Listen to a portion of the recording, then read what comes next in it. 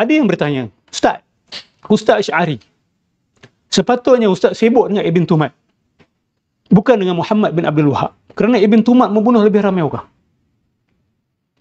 Maka aliran Asy'ariyah juga ada darah. Tangannya terpalit dengan darah radikalisme dan pengganasan. Sebab Ibn Tumat membunuh orang dan menumpahkan darah umat Islam berdasarkan pegangan akidah dia.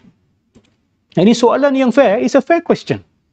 Kan? Saya bukan terus kata jangan layan soalan-soalan macam ni. Bagi saya, this is a fair question yang sahabat-sahabat salafi kita ada hak untuk tanya.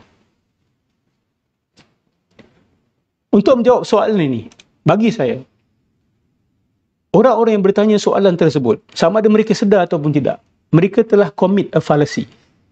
Mereka telah buat satu falasi yang dibuat oleh orang-orang barat berkenaan dengan agama Islam selepas September 11.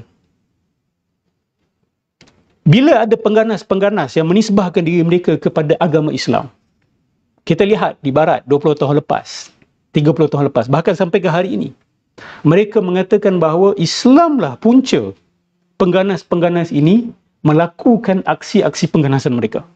Hanya kerana ada umat Islam yang melakukan pengganasan, ada umat Islam yang menukil daripada Al-Quran dan Sunnah untuk melakukan pengganasan, maka barat, saya tak kata semua, sebahagian pihak daripada barat, ramai di kalangan mereka, yang merumuskan bahawa Islamlah punca kepada pengganasan mereka.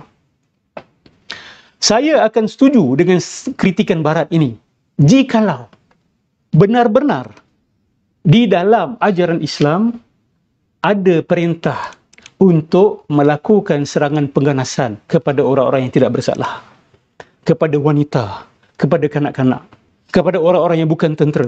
Kalau benar ada ajaran itu di dalam Islam, maka saya bersetuju bahawa kritikan yang ditujukan oleh orang-orang barat kepada agama Islam itu sendiri adalah benar.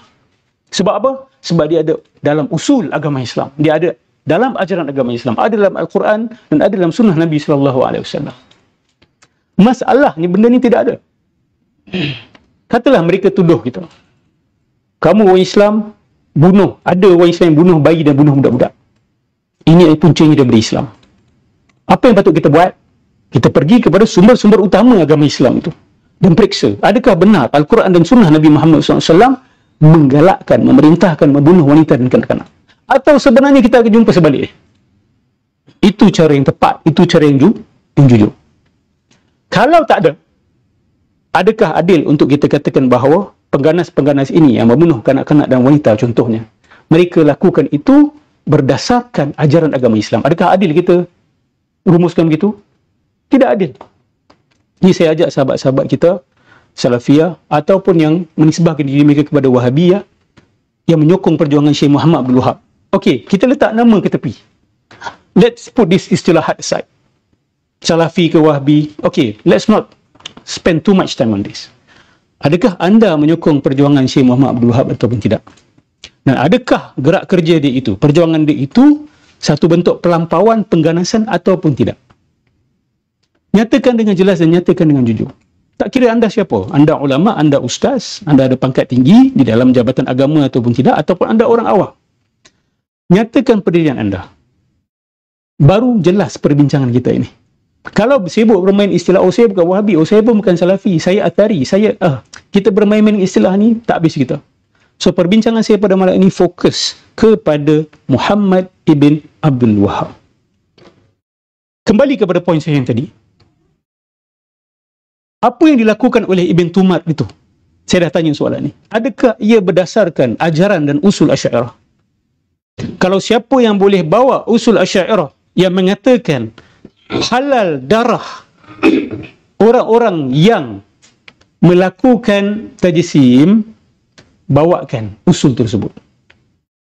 Tahu tak sahabat-sahabat sekalian bahawa Asy'ariyah tidak menghalalkan darah mujassim, kecuali mujassim itu kata Allah jismun kal ajsam. Allah Subhanahu wa taala itu adalah jisim seperti jisim-jisim ini. Dan kita lihat dan kita pasti bahawa di kalangan golongan Wahabi ataupun Salafi ataupun Athari tidak ada seorang pun yang mengatakan kenyataan itu. Betul? Yang ada mereka katakan jismun la kal ajsam.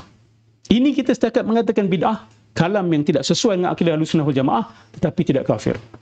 Jadi sesiapa yang boleh bawa kalangan usul Asy'ariyah yang mengatakan bahawa apa yang Ibn Tumar itu buat adalah berdasarkan ajaran akidah Asy'ariyah, bahawa Asy'ariyah mengajarkan supaya buat apa yang Ibn Tumar itu buat, bawakan kepada saya.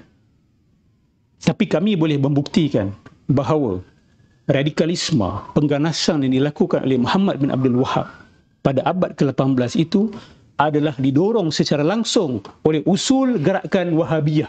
Maksud dia, watak itu sendiri, Muhammad bin Abdul Wahab itu sendiri, ajaran-ajaran dia itu konsisten dengan apa yang dia buat. Ini dakwaan kami. Dan saya akan buktikan pada malam ini.